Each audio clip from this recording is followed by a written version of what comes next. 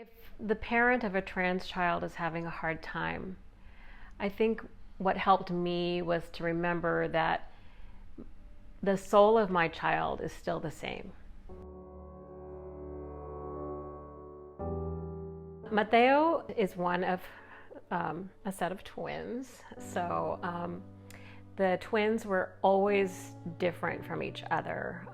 When he was in second grade, he drew a picture of him proposing to a woman, and he was the groom on his knees. When he went to college, I think his freshman year, he told us he said, "Mom, I'm going to become male."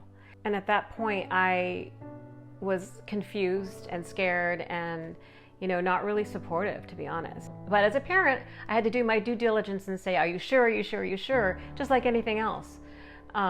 And after a while, as he describes it, he chickened out. And we saw it as kind of a relief, like, oh, he's not going to go there. We really did.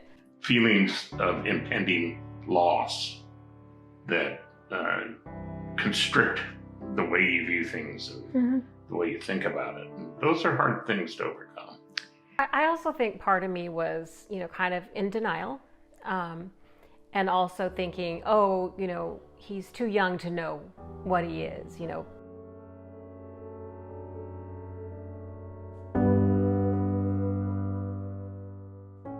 At the end of his undergraduate years, he had really come into his own, and he sat us down, and I think we were the last ones he told. He said, "I'm going to become a male." And he said, "Mom, I can dress up. I can put lipstick on, I can put earrings on, and I can play the part. But that's all I'm doing is playing a part. It's not who I feel like inside." He was going through gender dysphoria. He didn't know who he was in his own skin. And I could see that this time he was really committed to making this change. This time, the more I learned about transgender issues and body dysphoria, everything just kind of clicked. And that's why I got involved in PFLAG, because I want to advocate for my child and people like him.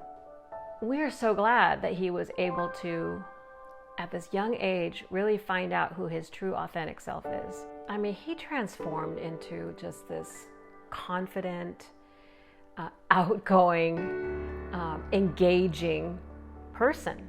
He is definitely walking in the light right now. And how can we not, as parents, celebrate that? I mean, it's what you want for your children.